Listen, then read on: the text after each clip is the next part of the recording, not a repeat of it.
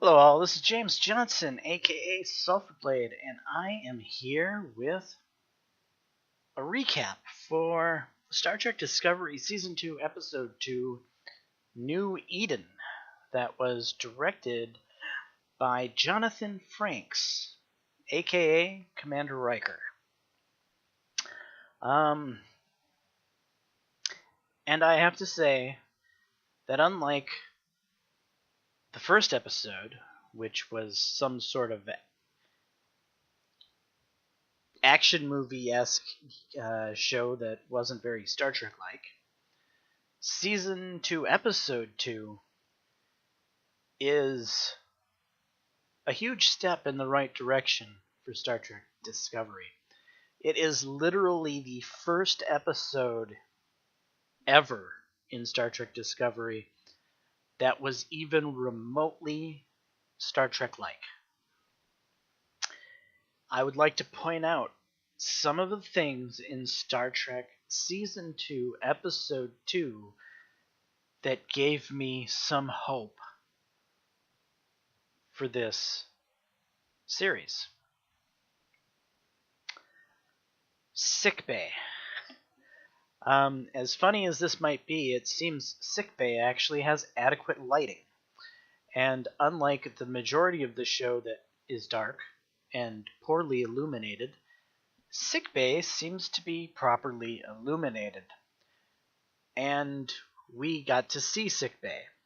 We got to see some brightly lit area of the ship. And frankly, the lighting in all of Star Trek Discovery needs to improve. Sickbay is so well lit, and it's almost a how do I put this? Psychologically, bright lighting gives hope. Bright lighting is reflective of the Star Trek universe as a whole. The Star Trek universe as a whole is a place where the good guys will prevail in the end, and good lighting gives the watcher a sense of safety, a sense of warmth. And seeing the brightly lit sickbay in this show showed that there are at least some lights somewhere on the ship, and it's at least a small step in the right direction. But there was more in this episode to watch. Our hero, Burnham, goes down to the planet with an away team. Her, a member of the bridge crew, whom I still don't know her name, and that's part of the problem with Star Trek Discovery, is that they've spent zero time actually developing any characters other than Burnham and a few others. But this member of the bridge crew goes down with Burnham and Captain Pike and actually takes part in the scenes and is useful and does things, and we get to get some sort of familiarity with her. There's a little bit of development on that member of the bridge crew as being a part of the away team. Big plus. Huge plus. One giant step in the right direction for Star Trek Discovery. Next huge plus is that while the away team, including Burnham, which is the only person that can seem to solve anything, is down on the planet, a crisis of imminent proportions breaks out. In fact, the entire planet, to include the away team, are about to die. And without the efforts of the rest of the cast coming together and acting like a Starfleet bridge crew, well, and Tilly, But yeah, that's a different story. Everyone came together and they performed their jobs, and we got to see teamwork happening on the bridge of the Discovery, and it was good. Well, with the exception of course, the person who ultimately came up with the plan to save everything was Tilly, of course, because if it's not Burnham, it must be Tilly, and because they're the only two capable of saving the day. But the plan still needed to be carried out by a lot of people, and so while Tilly may have came up with the idea, it still had to be implemented. It had to be put in motion. And seeing the Discovery put the plan in motion and work together like a team without Burnham there was a very refreshing change. It was very good for the show. It made it feel more Star Trek like. Things can be solved by more than one person. It doesn't take Data or Spock to solve every problem. Even Kirk can solve a problem sometimes. Even Picard can solve a problem sometimes. Heck, even Wesley Crusher, the snot-nosed kid, could solve a problem sometimes. So, with that being said, this was a good step in the right direction. And we got to, while that was happening, get some feel for some of the bridge crew again. We saw more FaceTime with some of the bridge crew. And namely the pilot. The pilot got to fly donuts, and she got to be cocky and a smartass about it. And so a little more opportunity to discover that the pilot on the Discovery might be a decent pilot. You know, maybe is as good as Sulu. Probably not. Maybe is as good as let's see who else piloted. Geordi, even though being an engineer, oftentimes sat in the piloting booth. I don't really remember who the pilot was per se on Star Trek Next Generation. The only person I can really remember ever really playing the pilot role at all was Geordi, and we know Geordi was chief engineer. But yeah, anyway, you get the idea that I'm going for here. We saw a character performing the role, and we discovered a bit about the character. And it wasn't Burnham. And this is good. This is Star Trek-like. And finally, the next part of the scenario is that we went down to a planet. We had an away mission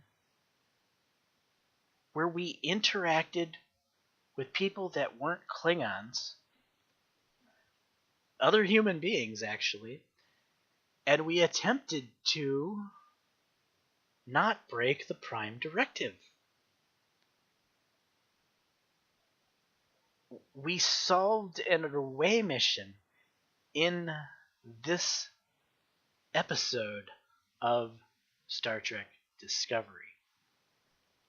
How many Star Trek episodes have been about discovering problem, going on away mission, solving away mission, returning to the ship, end of episode? That is classic Star Trek. And that's kind of what happened here.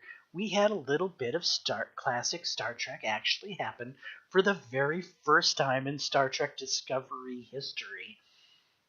Even though there was still poor lighting and other things. We had acting Captain Saru go to sickbay and shoo out Tilly, and he felt warm and emotional about it, and you got to relate with Saru, and you got to understand a little bit more about him. We had more of him developing as a character, and that was good. Of course, they're again developing Tilly. They're always developing Tilly, even though she's extremely annoying half the time. But we saw more annoying Tilly this episode. But all in all,